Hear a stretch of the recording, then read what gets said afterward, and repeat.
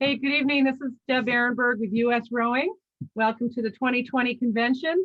And this panel is our wrap up of our week-long, just fantastic diversity, equity, and inclusion programming. I'm going to turn it right over to Arshay Cooper. And thank you very much, panelists, for joining us for this very important discussion. Thank you. Hey, welcome. Good to have everybody on board, and welcome to our panel. We have a bunch of great guests today, all that I consider friends of mine, and we are super excited for this panel. I think when it comes to justice and equity, our sport should be a voice and not an echo. And every person in these squares have demonstrated in some way their love for the sport and their cause. And they all stood up for something, even if they stood alone. And that's why I'm super excited to hear their voice tonight. And so what we're gonna do real quick, we're gonna get— Can I jump in really quick? Yeah. This is Hydro's night, and I neglected to invite Akil to speak to everyone here at convention. Hydro is the sponsor for this panel, and if we could just give him some time to chat, that would be great. Are you off mute, Akil? Yes, far be it from me to steal Arshay's thunder, but it's an honor and a privilege to be here.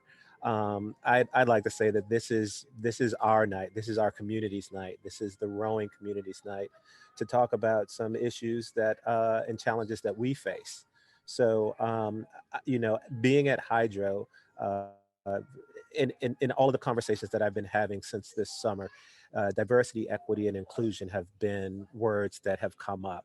And I've been thinking hard about what they mean, 3 words: diversity, how our identities are received in our communities, equity, the fair treatment of people, justice, and inclusion, the ability for everyone to feel as though they are a part of a community. And and how do we bring those things to our institutions? And so as we move forward tonight and we talk about these things, I had so many ideas. They were like talking about intersectionality. I have so many identities. I'm a Black man, I'm a rower, I am a father. How do all of those things go in to the communities and how I feel welcome in boathouses around the world, around the country? And what can we as members of this community do to make it so that people feel as though they're a part of our rowing community? So hopefully, this conversation will help our sport be at the vanguard of the conversations that are going on all around the world. And I know at Hydro, this is something that we take, we have embraced this. And I've learned so much from being on the Diversity, Equity, and Inclusion Committee at Hydro. And most notably that you have to make this part of your DNA. This cannot be a second thought. It cannot be an afterthought. This has to be who you are. And as we go out and evangelize rowing, let's make sure we're bringing everyone in. So that's all I got to say. Thanks. Thanks, Akil. Thanks just for that whole spiel. It's awesome.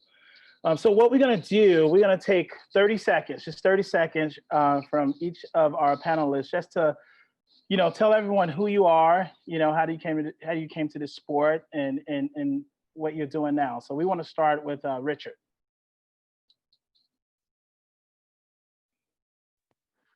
All right, yo, US Rowing. Hey, Akil, we can now all go home because you took care of everything. Appreciate you. So Richard Butler, I came into this sport by becoming the first African-American executive director to run a rowing program. I spent pretty much my time in the rowing world as an executive, either as the inclusion manager for US Rowing or the executive director for Three Rivers Rowing.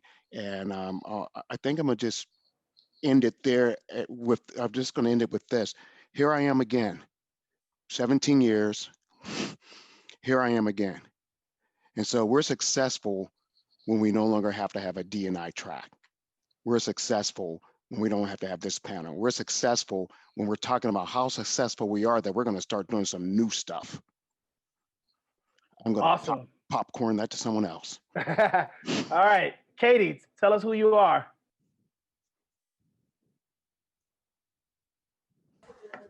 Hi, everyone. I'm so glad to be here. So my name is Katie Silla. I am from San Francisco, California. I started rowing just because a girl came up to me and said I looked like a rower. I didn't know what that meant. I didn't know what that was. But she invited me to an open house. So I came and I saw the rowing and I was really intrigued. So that's how I came into the sport. I'm currently a rower at University of San Diego. I am a 5th-year rower there because my 4th year got cut short because of COVID. And I am a first-year grad student in the clinical mental health counseling program. And right now I'm just super involved in athletics with being president of SAC, being captain of my team, stuff like that. So I'm really happy to be here and join this conversation. Thank you, Katie. Jessica, please tell us who you are. Hi, my name is Jessica Smith, and a very long time ago, I coached Arshay in his high school rowing program. When I was approached to do this, I remember thinking, you know, how hard can this be? And 25 years later, I'm still involved in youth development and teaching, and currently spend my summers, hopefully next summer, in Boston, coaching the Riverside Masters. Thank you. Denise, can you tell us who you are? Hi, everyone. Thanks so much for having me here, Arshay. My name is Denise Aquino. I've been in the sport for 15 years. More recently, I am the founder and co-host of Rowing in Color alongside Patricia Destine. In those 15 years, I've spent a lot of time recruiting in gyms, schools, planned a lot of community events where even elected officials have been in attendance along with community members as well, and brought ergs into schools, VAs, detention centers. And I'm happy to bring this experience to the panel and as well as the podcast.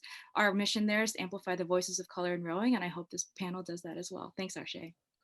Thank you, Denise. And Tymir. Good afternoon. My name is Tymir Greenellis, but you can just call me Ty. I'm from Philadelphia, and I attended Johnson Wales University.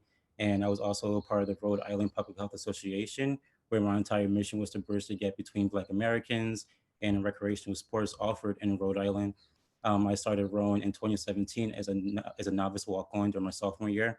And in 2019, I became the captain. And my entire mission was to create more diversity within my own sport and within athletics overall across the campus. I currently coach at Philadelphia City Rowing as well as BLJ Community Rowing.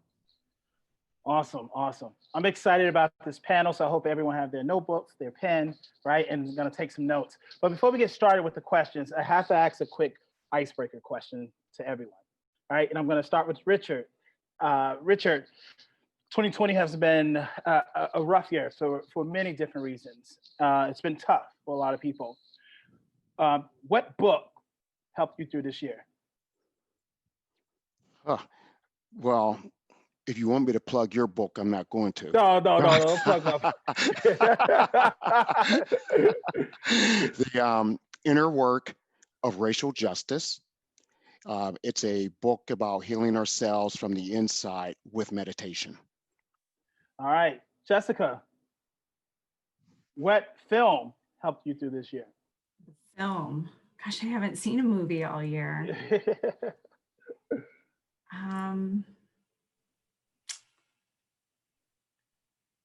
There's a little documentary that I watched. I'm trying to remember the name of it. I'm stalling while it's Tamir and the Monk, and it's a documentary about this monk who goes back to his homeland and opens this facility to care for abandoned children. Katie, what song? What song? Oh my gosh, this is so hard. Gosh,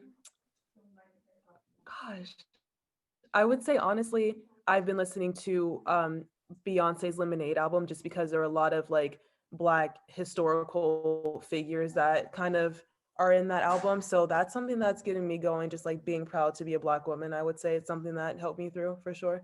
That was a hard one though. Ty, what sport? Of course, rowing. Was rowing? Okay, awesome. And Denise, what talk show or podcast? Why are you asking these honestly, after editing so many Rowing in Color episodes, I don't listen to podcasts much anymore. But I do listen to a lot of Pat Flynn's podcast episodes. Awesome. Thank you. Thank you for that. I will check out all those things that you guys mentioned. I want to start with you, Jessica.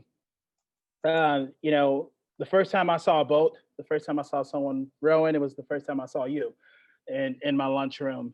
And, you know, so you were a part of recruiting me, and I stayed until I graduated. You was a part of retaining me.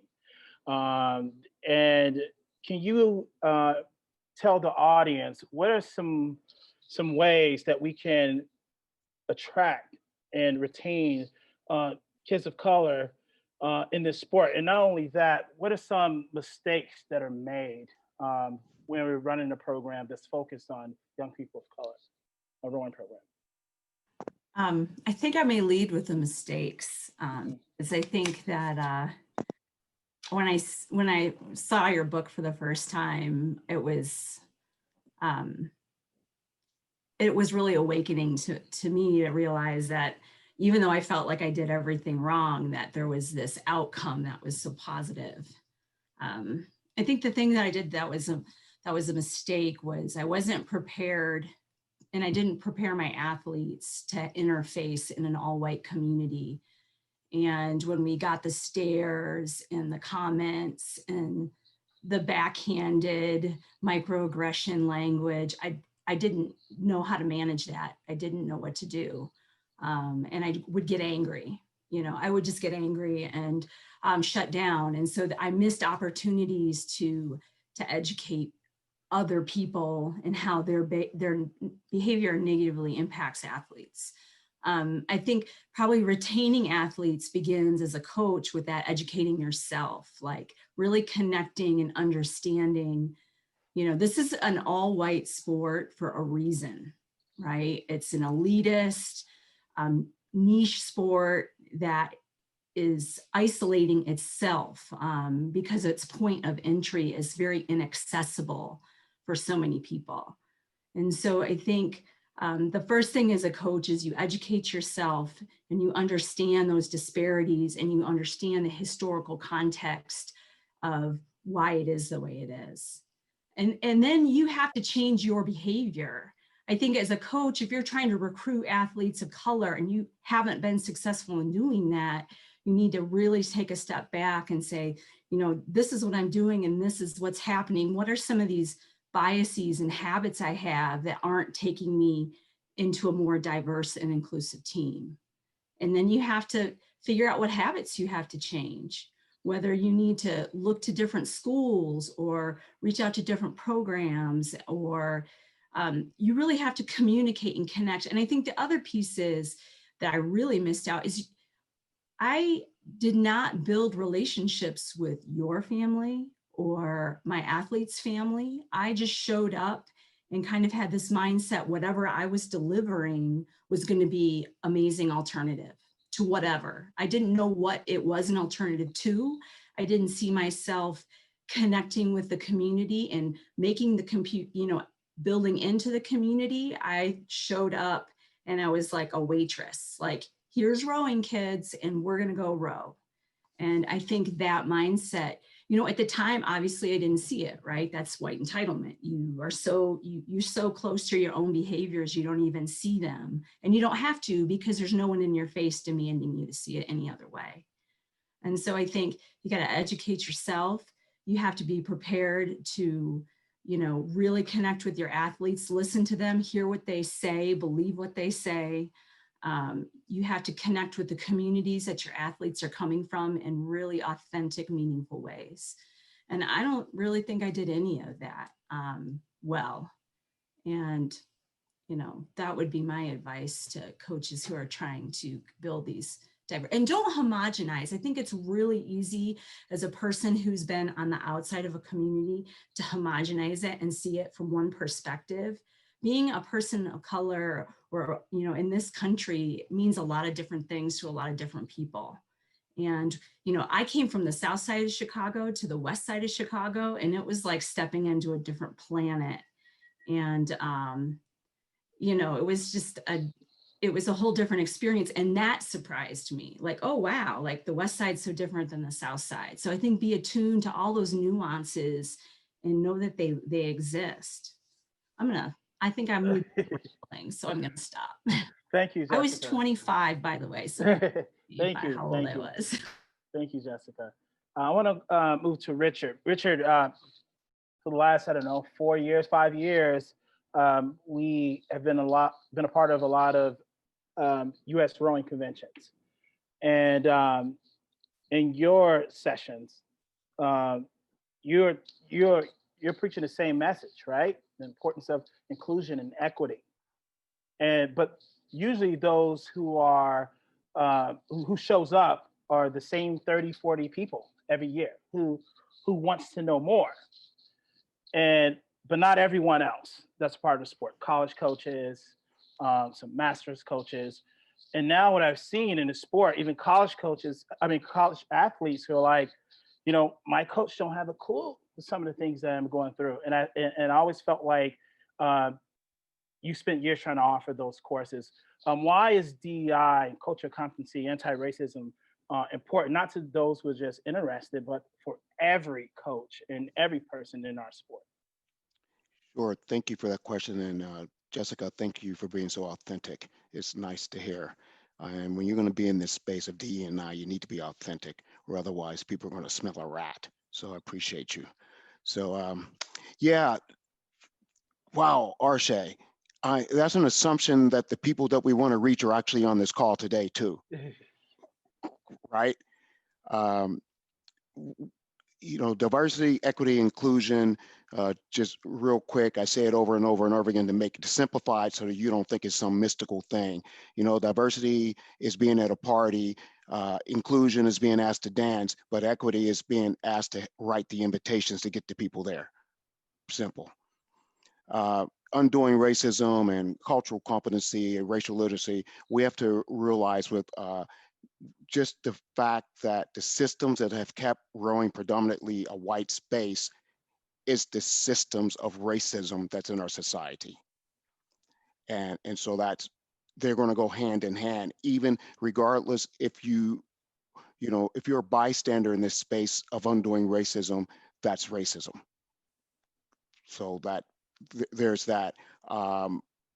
Cultural competency is really understanding the difference, the culture and the ideas of the people that you're working with. And racial literacy, I always throw that one in, because if you're afraid to even talk to a Black person or a brown person because you don't know whether to say Black or African American or Latino or Hispanic, you need to have racial literacy to be able to have these conversations and open your boathouse doors. But to answer the question overall, earlier in the week, Malcolm Dahlgren talked about the business model. And the business model and business case for diversity, equity, and inclusion for rowing is very simple. The bigger my talent pool, the faster my boats. There is a study by Harvard that's been going on for multiple years now, over 30 years, and they studied the Fortune 500 companies that had the most diverse organization. They were not necessarily the most profitable, but they were the most productive teams in the world and created more things that made them profitable. So instead of going in there to be profitable, so our coaches, if you say you want fast boats, my community rowing boathouses, if you say you want people to just have recreation rowing, but you keep looking in 5 or 6 seat for that person versus looking outside of the boathouse versus being a rower in the community, then you're not going to get those fast boats. It is imperative for us to thrive and survive as a sport that we open the doors to as many people as possible. It's imperative. We're getting older and we're not bringing in those legacy rowers anymore. We're not bringing in those rowers that fathers rowed and sisters rowed and mothers rowed. And so I'm going to implore everyone that's here, if your coach is not here, if your board of director is not here, then it's time for you to use your social privilege and say, hey, coach, I'm not tolerating this anymore. We need to do something, and not just have a diversity and equity policy, but have a strategic plan around the business model of what that should look like.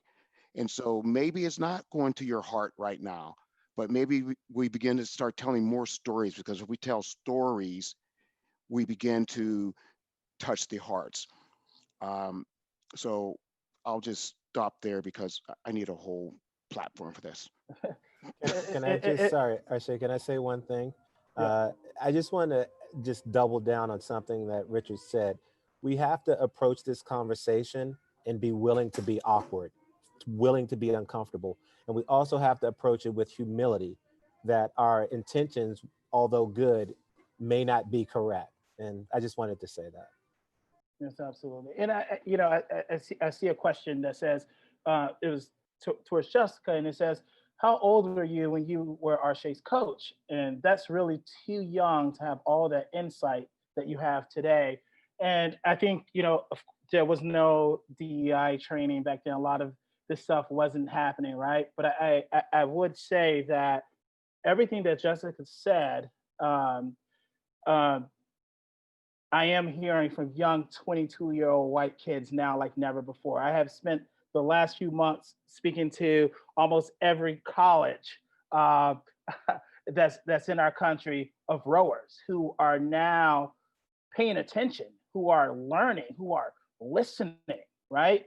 And I do believe that they're in their young girls, right? Who are white, some who are at Row New York, who are awake, who are woke, who understands these things and who've been reading these books and understand that they are part of a group that's so diverse and that we must learn and that parents are teaching them. So I believe that now at any age, at high school, young is the age where we start training, but now we are doing better with making sure that our coaches are going to have more insight before entering these communities. All right, I want to go to you, Denise.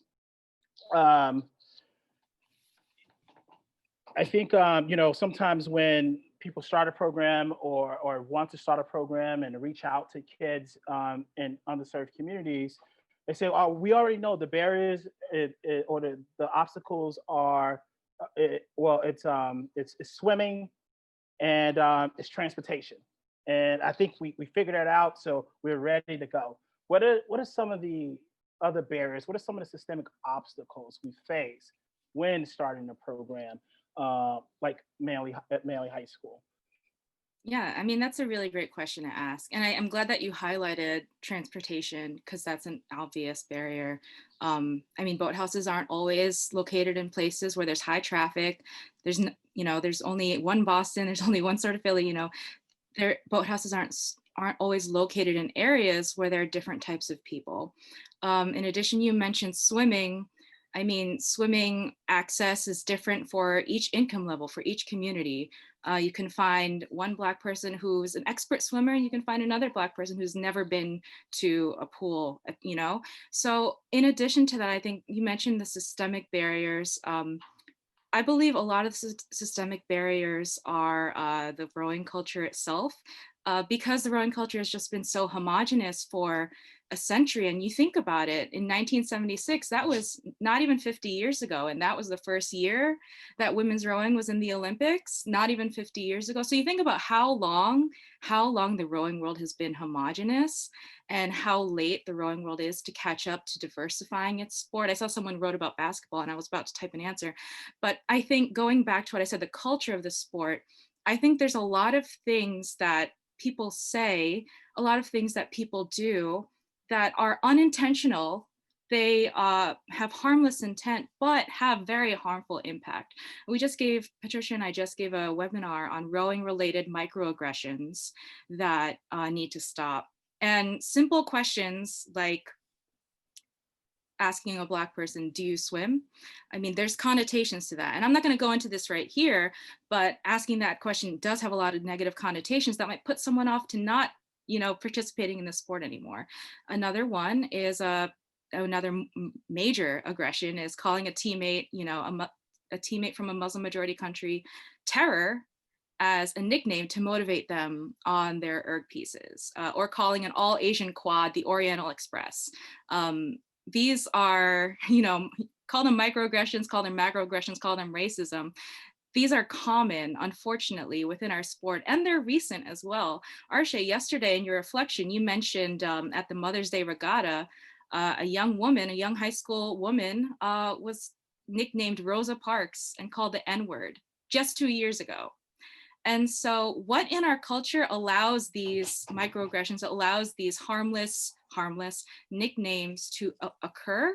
And what are we doing to address that? And unfortunately, for a long time, the answer has been nothing. And that is well below what the standard is, well below the minimum of what should be done.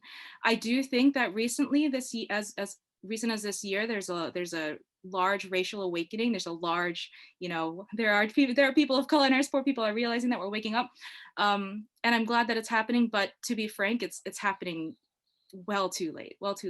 And we can still make progress. But as far as the systemic barriers go, and the systemic barriers go, culture, on the bright side, is the one thing that's 100% in our control. Transportation, you can't always control to an extent. Cost, you can't always control to an extent. Swimming, you can't always control to an extent. What kind of pool, what pools are always going to allow that sort of access, and how much is it going to cost? But as it relates to microaggressions and the things we can say instead of saying nothing, when the one girl is called the N-word by a fisherman, is the rest of the boat going to say nothing? Is her coach going to say nothing?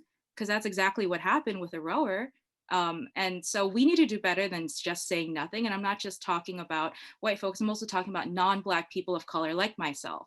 And so having this change to our culture is something that is a barrier that is cost effective. So yay, cost effective, but also completely within our control. And I want to emphasize that as much as possible. Thanks, Denise. Katie, I think this question is for Katie.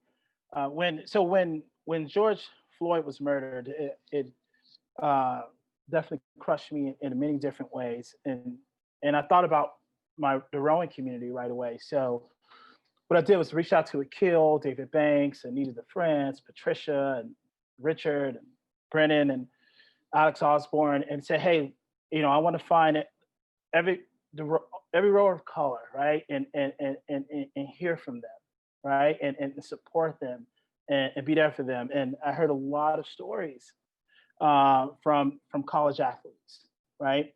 And so my question for you, Katie, is that you obviously are friends with a lot of the collegiate rowers, and some who are the only Black on a team.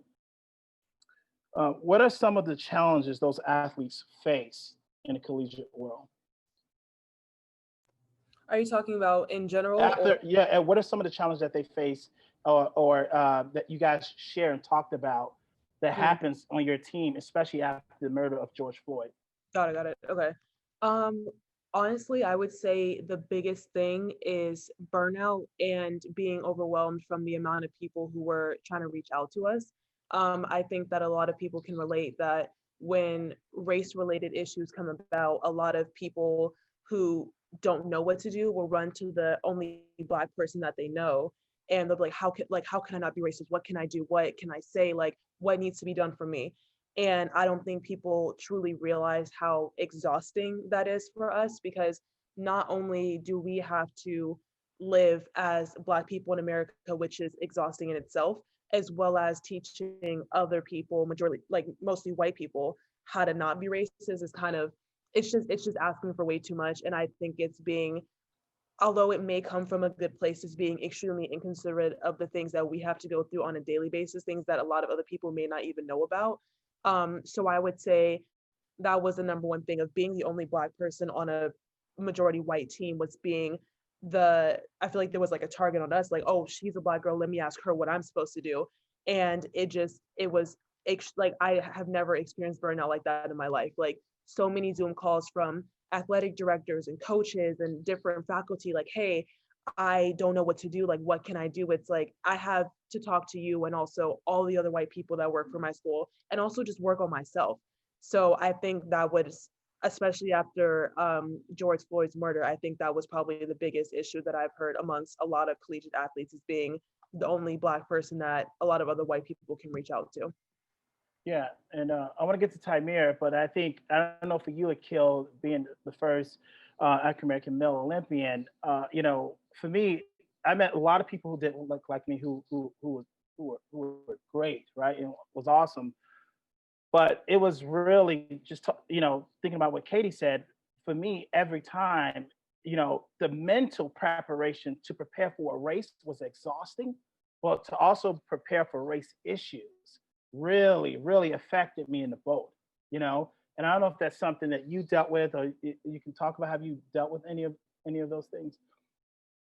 Yeah, I think the key is to be able to have those awkward conversations. I was lucky at George Washington University to have a coach that pulled me aside, John Devlin, who said, like there's a lot of nonsense out here. If you need to talk to someone, or if you feel like you've got the weight on your shoulders, other than rowing, what we came here to do, racing, then you know I'm here for you. And having that support from my coach, knowing that I could go to him as a resource, took some of the pressure off of me having to bear that load myself. Even though he's a white man in his 50s or 40s at the time, you know, I knew that there was support for me. I was also lucky to be able to go to the multicultural student services. I tell every rower, that I talk to, take it, if you're in college, take advantage of the multicultural student services, because they will help support you in the way that you need. Awesome. And Tamir, just um, thinking about what Katie said, I've got so many calls and so many emails. Like I was barely surviving some days, after George Floyd was murdered. But I say to myself, and I say to Richard and to everybody, but we have to keep going, right? Right? There's so many young people in this sport that look like us that are struggling, but we have to fight, not for them, also for the whole sport, because we love this sport. And Tymir, you could have done anything after college, but you decide to go back to Philly and work for BLJ, right? For Black Owned Rowing Club, and for PCR, to work with those who look like you. Why did you do it? What was the importance of you going back and working with young people who look like you in this sport? So I decided to go back to PCR and BLJ because representation matters to me, whether it's on the board members or it's within the coaching staff. Representation always matters. At BLJ Community Run, we have an all-Black staff, which motivates our masters and youth on a number of levels. And it's just an overall welcoming environment. And even at BLJ, the elitist behavior isn't existent. I know out of a place that I rode out of in the past that wasn't my college. I had a coach who questioned me because I came out of a D3 program, but that made me question, was it about race or was it strictly about me coming from a D3 program? And at PCR, it's the same exact way where we have a diverse staff and we talk about racial and social issues with the kids, and that open conversation is always there. Awesome. Thank you, man. Thank you. Thank you. Denise, I want to throw this question at you.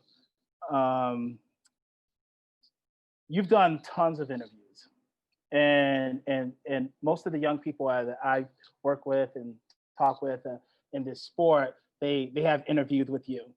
And as a Black man, I learned so much from that podcast, right? The storytelling has been great, and I'm learning every single day. And the way I've learned is, listen to those who are hurting, right? And my moral compass always points me in the right direction. But when it comes to, programs, right, of working with youth, right, and there's a lot of things that we have to learn. But what are some of the concerns of athletes of color when it comes to their image, branding, wording, and how they are represented by organizations or schools that they are at?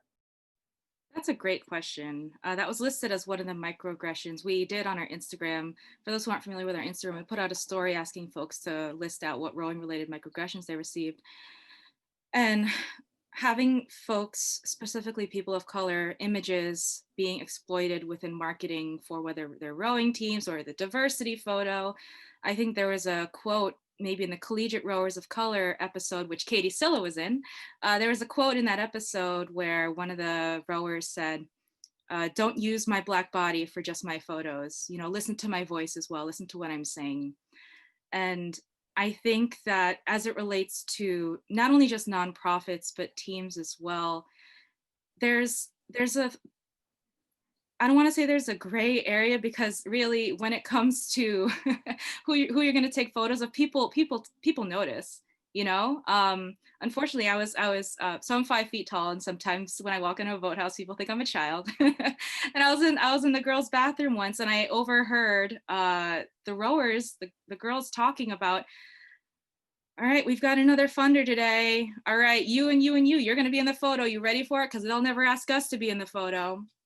And then I, you know, walked by and, you know, showed them my aging self, and automatically they stopped talking. But the fact that young high schoolers and middle schoolers can pick up on that is not something to be overlooked or not something to be overstated. And exploiting, you know, Black and brown rowers for the sake of, here's our funding, here's our initiatives, we're doing the right job, is not only checking the boxes on diversity. I mean, Richard, you talked about DE&I. It's not only just checking the boxes on diversity, but forget about inclusion, forget about equity. You're missing the mark on those other two. And as it relates to nonprofits, I understand that. I mean, we can have a whole nother webinar on the nonprofit industrial complex and how funders kind of direct, you know, where the money goes, what language they want to see. But at the end of the day, if you're a nonprofit, are you serving funders or are you serving your participants? And that's something you need to figure out. And if your funders are telling you, oh, I want to hear things about at-risk youth and urban kids and underserved and under-resourced, which, by the way, all those terms are things you probably should avoid. I don't want anyone to be saying, oh, Denise said it, so let's model that. But let's steer away from what our funders want, and let's steer towards what's good for our participants, what's good for our rowers, what's good for our sport. And if our funders do want that, then give them training on what, you know, what's right in terms of what's ethical for our participants, what's equitable for our participants. And I know that, you know, this is not exactly the year where everyone can afford to say no to money, but at least we can educate our funders. You know, our funders can learn. They are capable of learning as well. So that's what I would say, Arshay. Thank you, Denise. And I know through the DEI track, we talk a lot about high school students and middle school kids, and I want to get back to Katie, talk a little bit. I mean, as a collegiate athlete, and you may feel that we are bouncing around and talking about a mixture of different things. Don't worry, trust me. At the end, it's going to be gumbo. It's going to be all good. This is all good stuff, and I'm excited to continue to hear what's happening. But Katie, going back to how you felt, and we talked after you know, everyone started to wake up and realize what's going on in this country. People were no longer in denial after seeing what happened to George Floyd. What are some of the ways that your coach supported you? And and hopefully if we have some collegiate coaches tuning in, what are some of the things that they can do to support their athletes of color? I would say, first of all, I have amazing coaches at USD, 10 out of 10. I would say for me personally, something that I've experienced is that they came ready to listen, but they didn't try to like put their feelings or their thoughts or their emotions on me. Like they were like, listen, I know I may not know everything. I know that I could be better. I just want to check in with you, get your perspective, listen on how I can be better. And I would say the key to my coaches is their follow through. They did not do it just to check a box and say, okay, I talked to the Black captain, like everything is good. No, they continuously push diversity and inclusion. They continuously push education. They continuously push multicultural resources. Like they are in meetings and they're learning, and I can definitely see that they want to make it better. And I think it's genuine. And I think that just them taking the time to do stuff like this, like I know my coaches are on this call and they encouraged all the people on my team to come to this call, and they met with our it was like a combination of our Black Student Union and our Black Student Athlete Forum. We had meetings. They went to that. Like they're just open and they're willing to learn and they're willing to be better. And I would say that's a big thing for me. But I know that there are a lot of performative coaches who just do things just to check off a box and make sure that they appease their rowers who are people of color, and they will never have these conversations ever again. And I would say, honestly, those are the worst coaches, because they can show up and they can pretend to be into it for a little bit just to satisfy people. But then when it comes down to what they actually need to do, this type of conversation doesn't even cross their mind. So I would say, although it's important, yes, listen, yes, educate yourself, I would say the follow through with what you do is definitely way more important than anything else, in my opinion, because that's what truly matters. And that's what your future athletes or your current athletes are going to see in the long run. Awesome. Thank you. All right, I'm gonna get to Jessica, then Tamir and Richard, and we're gonna open up for some questions. Jessica, I was speaking a few weeks ago about barriers and obstacles, and a white coach said, I grew up poor. We all have the same obstacles and barriers. What do you say to that?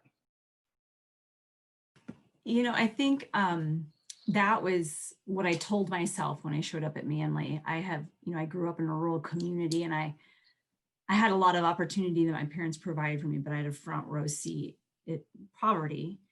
And being poor it's not the same. There's a whole culture, like these microaggressions happen because the people perpetrating them feel safe. They've never been in that place where they don't feel safe. And so you have that whole false sense of security. And then this whole thinking of, well, I'm poor, it's the same thing. Well, no, you don't have the same kind of opportunities. I used to say more bad things happen to my athletes than anywhere else. Like at Manly, it was this whole experience of just witnessing, how these events occurred at a higher rate. And it's just, I know I had a better answer the last time we talked about it. It's not the same. There's not a safety net that catches you. I feel like, as white Americans have these safety nets, these social and structural safety nets that catch them at a higher rate than non-white people in this country. And you can go look at the data. There are a million think tanks that, well, not a million, but there are a handful of think tanks that can give you the data to support that claim that white people get more in this country because it was designed to give them more. And poverty is not an equalizer among the racial disparities that exist in this world. I'm going to stop there before. Thank you, Jessica.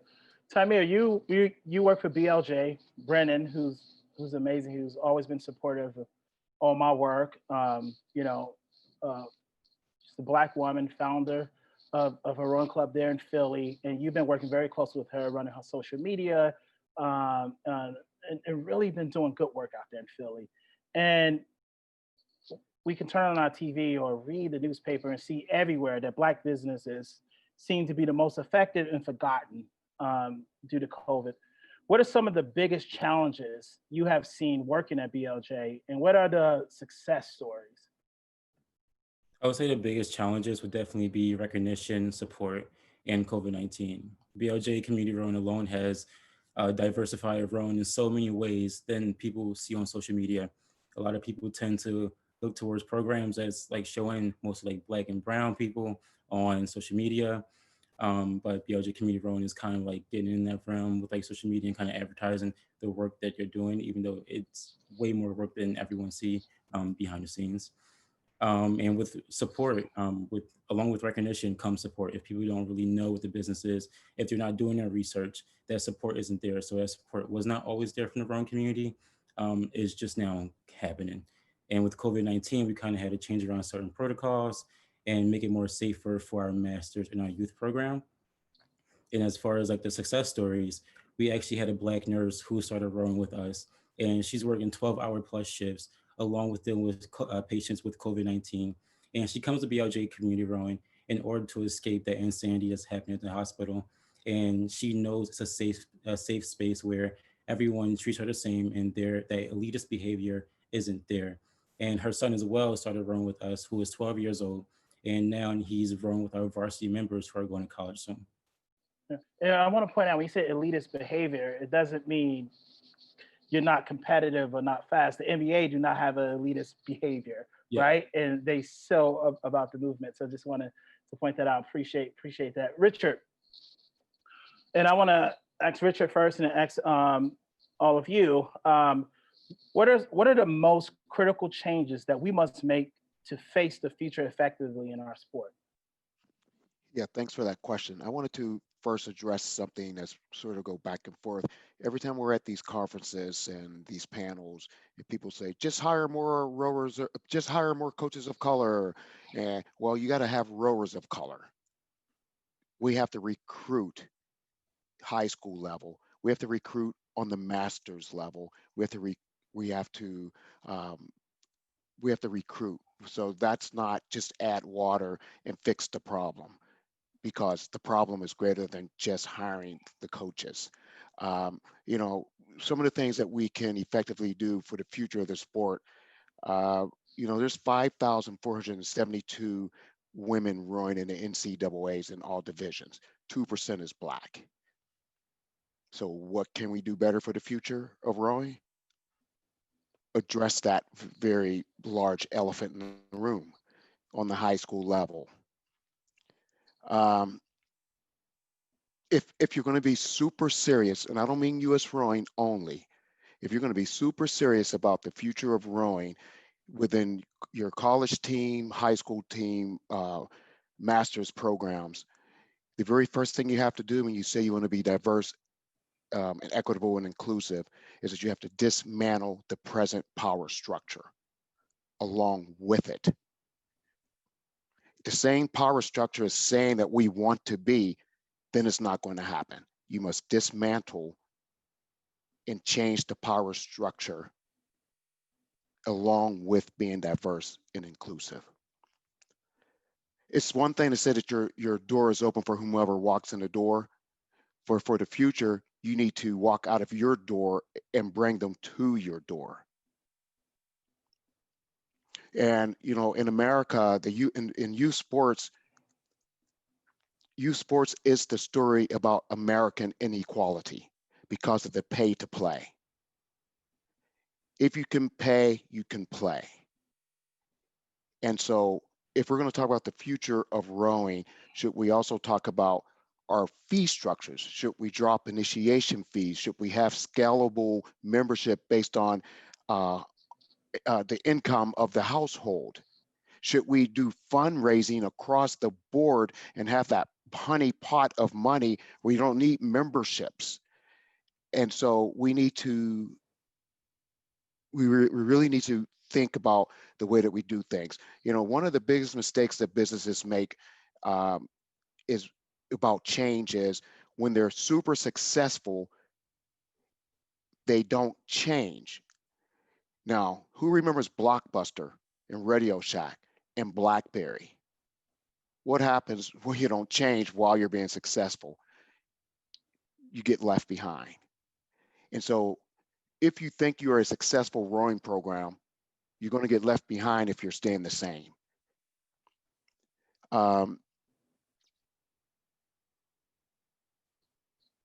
We have to think about other positions within the rowing world. You're trying to tell me at your boathouse that you can't hire an accountant of color. You're saying that there's no strength conditioning coach of color. You're fundraising. You're saying there's no firms and marketing firms that are of color and of women and people different identities and abilities. But the excuse that we have is that they have to have a rowing experience to work for a rowing program. Well, I'm a testament to that. I did not have rowing experience to become the executive director for Three Rivers Rowing. Three Rivers Rowing was looking for leadership and someone that could get them to where they needed to be, not looking for a rower. And so if we're going to talk about the future and how to effectively change the future, we have to stop looking in the boathouse for that future, because the world is bigger than the silo of our boathouses. Awesome. Thank you. Thank you. Thank you. Thank you. I want to open it up for anyone else. What are some of the critical changes that we must make to face the future effectively in our sport? Anyone else can add to that? Come on, try to follow that. I know. Richard, mic drop after that. I don't even know what to say. But I will take that gauntlet that you have laid down. I think you covered it nicely. I think one of the big things that I have taken away from my many conversations with Arshay is we have to build a community. It has to be, in our DNA. And I don't know how we get there, but I know that, like, one of the things I love about the notion of BLJ, where Tamir works, is that there's no doors. It's open. Boats are just out in the open. It's welcoming. When I walk into a boathouse, it's rather than saying, like, who are you? Why are you here? What are you doing? Say, hey, how's it going? We have to talk to people. We have to, like, go outside of the boathouse, as Richard said. And so I think one of the important things that we need to think about is, if we want to grow this community, if we want to stay relevant as an Olympic sport, which is one of my goals, then we need to bring in more people to make it exciting, to make it fun. And the way that we do that is, as Richard said, go outside. And so that's my hope, is go outside. So I'll try to follow up on that. I think I'm going to reiterate what I've been saying since our USRowing webinar, the Beyond Black Squares webinar. And I think that's listen. I do think there are a lot of great resources outside the boathouse. And I think that that's exactly where we need to look to make the change. I also think, yes, recruit the rowers and the coxswains, but also how are you going to retain them? And so you need to listen to the rowers and the coxswains inside your boathouse, because as someone who is very shy, which Richard, I know you'll never believe, I will honestly show you, I was voted most shy.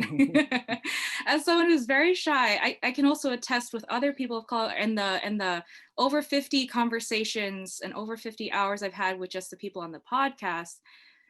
People don't speak up. No one wants to play the race card. No one wants to say, hey, this happened. No, right? Yeah, Kate, everyone on here has been on the podcast except Jessica, sorry. But like, everyone knows, no one wants to play the race card. No one wants to say that X, Y, and Z happened, because you just want to go there and row. And so if you have a rower or a coxswain of color speaking up about something, especially if they're shy, but if they're speaking up about something, period, listen to them, believe them.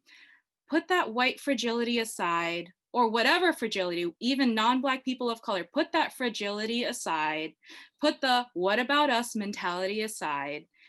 Yes, women experience discrimination. Yes, non-Black people experience discrimination, but let's listen to the source. Let's listen to the story. Let's listen to the pain behind what they're saying.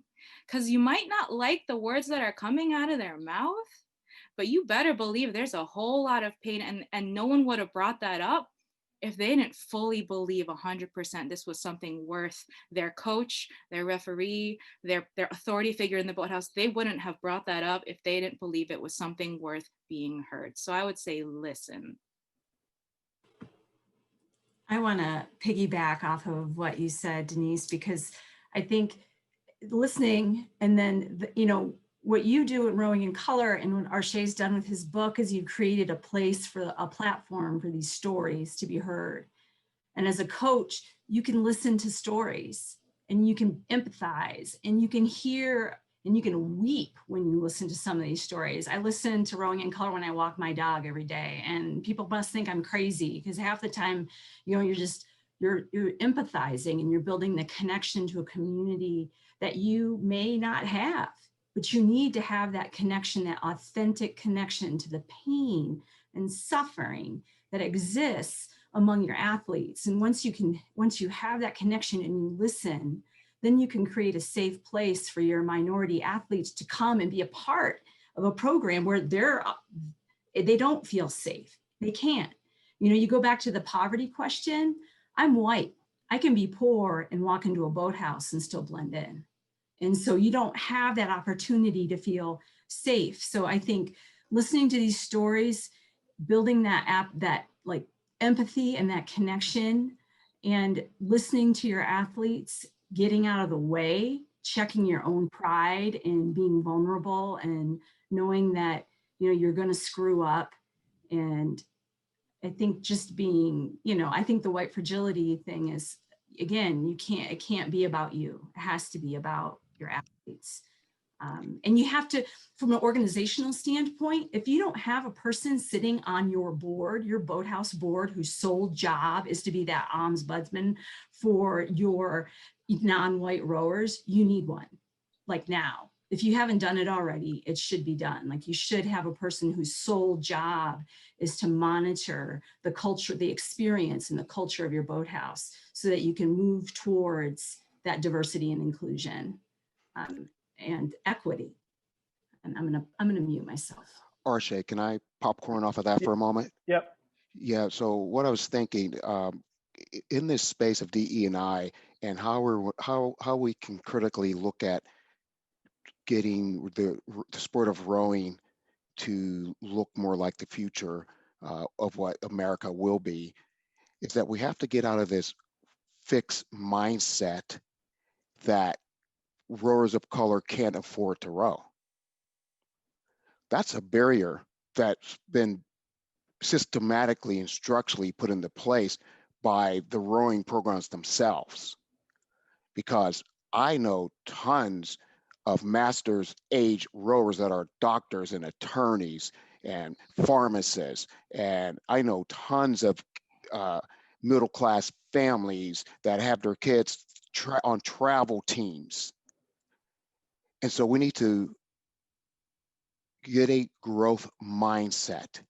And again, dismantle the power structure based on the way that it is right now. Yeah, real quick, what Richard said, that's just going to be my reply. But I had a conversation with my partner from the Olympics, Henry Newsom, and I said, hey, Henry, you went to Groton. I'm sure there were, you know, tons of black athletes there. Maybe not tons, but there were black athletes there. Like, they could row. Why didn't they row? I think that we talk a lot about, you know, yes, there is an underserved, sorry, Denise, or, you know, there are places where people may not have the access to rowing, but there's also a lot of people that do. And how do we reach those people? And how do we bring them to the sport? I'll mute myself.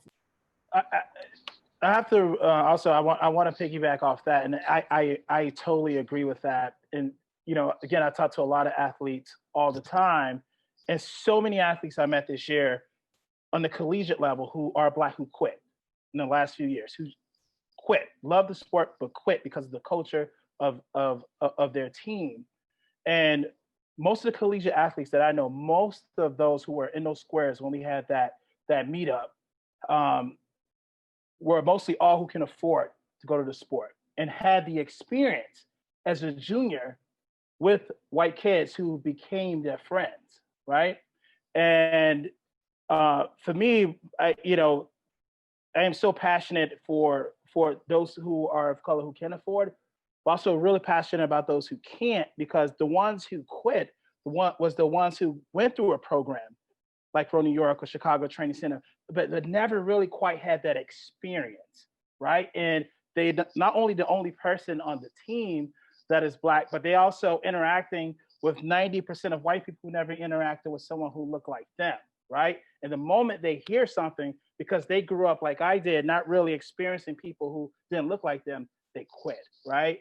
And so I think that this is something that we have to continue to address as well. And I think I just want to add something else is that, for me, role models, right? Like you got LeBron James, right? You have Serena Williams, you have Tiger, and then everyone wants to play golf, right? When you have that person who looks like you, and they have this huge platform, and you talked about losing. You don't want to lose the sport in the Olympics. I really believe that the history of sports have taught us when the sport become more diverse, right? It becomes more mainstream, right? And we begin to see those who look like us when they make it to the top, right?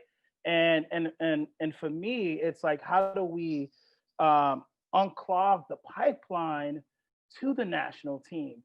Because we work so hard on a junior level to recruit those of color, to keep them, right? And to give them all that they need to get recruited to college. And they get there, right?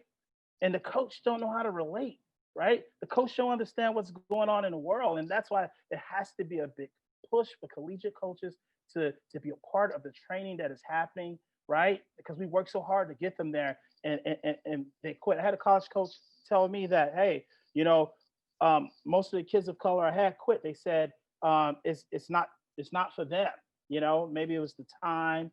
I'm like, no. If they rode in high school, they knew it was mostly white people in this sport. They knew that they have to get up at 5 a.m. in the morning. It's the culture, right? And so I think it's very important also to create more of those heroes, right? That those young people can see in the sport, more of those Olympians. All right, we have to also do a lot of work on the collegiate level and not just the junior level, right? And some people barely make it through as a person of color in their collegiate level. They're so strong and they deal with the microaggressions, and they're talented and they're gifted, but they say, you know what, I am not gonna go any further and deal with this on the national team, right? And then we lose them. And so I think this is something that we have to talk about, all around, right? I said, just the Row New Yorks or the CTCs or the or St. Benedict's can't just diversify the sport of rowing. We need rowing to diversify the sport of rowing. We need USRowing to be on board. We need NRF to be on board. We need collegiate coaches to understand. We need to move this. We need to be in this boat together, right? And learn together and hear these panels and these voices together in order to get to where we need to be. We got not a lot of time left, but do Tamir and Katie, you guys want to add on to anything that we've been talking about tonight? I would just have to say, Richard, I completely agree with you and everything that you said. I know for me personally, I feel that you can't fix what you don't acknowledge, basically. And I think a lot of people, like, for example, when you were talking about dismantling the system, a lot of coaches don't know what that means, or like never thought about it, never heard of it. There's just a lot of small details that you have to consider, and you can't fix what you don't acknowledge, like I said. So if you don't want to acknowledge the fact that it's more than just recruiting Black athletes, it's because, like you said, they may not stay. There's just so much more that comes with the job. And if you don't want to acknowledge that and the things that you may not want to agree with, then you can't really fix anything. It's like you said, it's so much deeper than just trying to diversify your sport by bringing in more Black rowers. It's just way more than that. So I would just have to agree with what Richard and what everybody else was saying, that there's just a lot of things that come with it, and it takes work and it takes time, but it's definitely necessary. Ty? So in high school, under the Obama administration, I was a part of the Promise Zone Youth Committee, and our entire mission was to basically increase economic activity and physical activity within low-income neighborhoods. And I feel as though so many boathouses could do that if they wanted to, but they don't really take the time to reach out to different community leaders and rec centers, unlike BLJ and PCR, which is actually who are doing the work and kind of going out there to low-income neighborhoods and like exposing what rowing actually is. Thank you. There's one question maybe y'all can address in the chat that came in.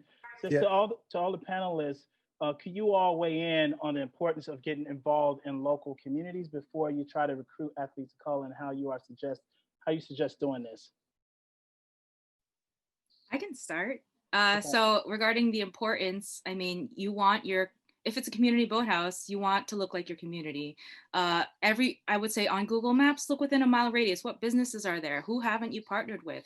Who hasn't, what small business hasn't been your cater before for an event? You know, who haven't you reached out to for party supplies or event supplies or hardware supplies, what have you? And I mean, there's a long list of things that you can do there, but the importance of doing that also gets you on the radar of your local elected official. And when your local elected official comes to an event, then you get on the map for funding, then you get on the map for government and local support as well. And then how do you suggest doing this? Like I said, partner with the schools, partner with the businesses, partner with the churches, partner with the YMCA. Knock on doors. My co-host Patricia Justine has knocked on so many doors in Brooklyn to get us a Learn to Row event there, and we partnered with local community to get food from the Caribbean because we had people from the Caribbean attending a Learn to Row, so let's get food from the, you know, like just match your community and everything, all the barriers will fall down. You know, serve the community first, make that your priority, and everything else will fall into place. Can I jump in on that one? Well, thanks, Denise. So when you're having when you're at your regatta and you have your fancy tent and you have all your meals under that tent, have you ever invited the community to actually see what rowing is and almost like VIPs in your tent?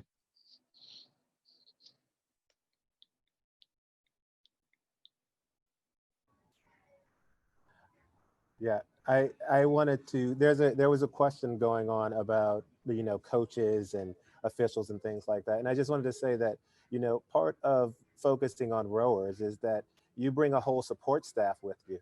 You know, like how many coaches are coaches because their kids row, or officials are officials because somebody they know rowed. You know, it's not, I think that if we have a lot of rowers, but how do we make their families, you know, excited about rowing? And I think that's part of the challenge as well.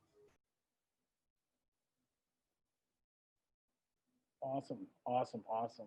Richard, you want to add on to that? Yeah, I wanted to address the chat room really quick. Deb put up a link to ask questions so that the chat can sometimes be distracting. So if you have real questions, feel free to use that document that Deb posted in the chat room, and we will do our best to address them. Yeah. Anyone else want to add? Importance of reaching out to the community before starting the program? You know, I think it's a lot of it's been covered, but I do think that just being present in the community that you're trained to connect with, like show up. I mean, it's hard with COVID, I think now, because people can't be face to face, but to build trust and to build a community, you have to look people in the eye, you have to shake their hands, you have to, you know, maybe feed them, you know, have conversations, be involved, be present. Because I think that was a thing in Chicago. It's like these neighborhoods are just like their own countries, you know, and you just don't cross certain borders. But I think if you're trying to connect with a community, then you need to be in the community. And I think for some people, it just doesn't dawn on them that it's that simple, but talking to people and meeting people, that's really where it starts. You know, and I think that it sounds simple, but I think for some people, it just never dawns on them as something they should be doing. And I think too that you know, I gave a speech a few years ago calling making the boathouse the lighthouse, right, of the community, and we had, you know, Shed Park, which it's like when you look at Shed Park, you know, you don't say that's the place where I play basketball or play football, I go play chess. You like, you look at that place and you know that place and you say that's the hope for our community, right? That's where you go to take the entrepreneurship classes. That's, you know, your boyfriend down the street, grandmother worked there as well, and she knows everybody's name. You know, that's where you're gonna go to go vote, right? Everyone knows that's the place that we go, and the sound of every program is the sound of PE. It's just like just freedom and liberty, and it's amazing, and it's diverse too as well. And I think that's what I think about when you know, when when someone wants to walk into your boathouse, like the images and the photos and the languages truly reflect the kids you're trying to put in your seat, right? And that is just like so important, so super, super important. So I wanted to quickly unmic because I was grinning because that question about what comes first, the chicken or the egg, should I be in a community? Well, if you're saying that you're community rowing, I think you've answered your own question for starters. But I just love saying this over and over and over again. And so today we will hashtag it. Stop being a rower in the boathouse and be a rower in the community. Awesome. And So, coxswain and yeah, athlete. yes, yes. All right, so we have 3 minutes left. Starting with Akil, I want everyone to just leave someone with something, right? Drop a nugget on someone. 30 seconds. I'm gonna start with Akil. Man, put me on the spot. Yeah. I was gonna say that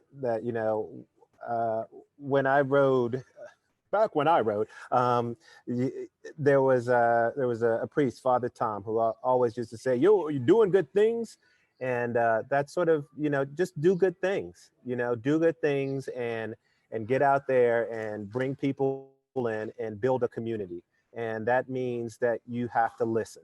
So that's it. Listen. Tamir. I would say whenever you listen to Black athlete stories, don't try to stigmatize them. And that's pretty much it. Katie. I would say just be genuine in your efforts because that goes a really long way for your athletes. Denise. The road to anti-racism and DEI and all these efforts is on the road to this is going to be hard. It's going to be uncomfortable. It's going to put us in a place where we're going to feel awkward and uncomfortable and just outside our comfort zone. But if anyone can do it, it's the sport of rowing. If anyone can do it, it's a coach, it's a rower, it's a coxswain. We are always, always dealing with conditions that make us feel uncomfortable, whether it's the wind, whether it's that headwind, whether we're rowing upstream. But if anyone can do it, it's us. And it's going to be hard, but we can do it. Jessica.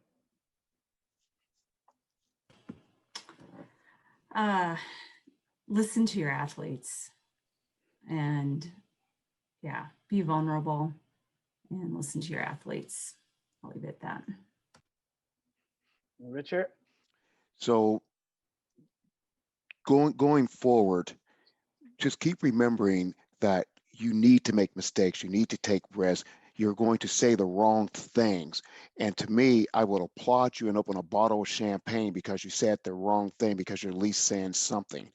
And one last thing I want to tell all of you, as I just told the DE&I training, is that the future you is the future us.